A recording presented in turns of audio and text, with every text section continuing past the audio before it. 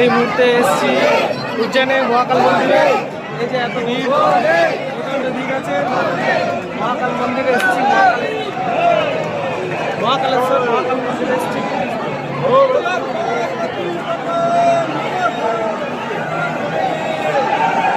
মহাকাল মন্দিরে এসেছি।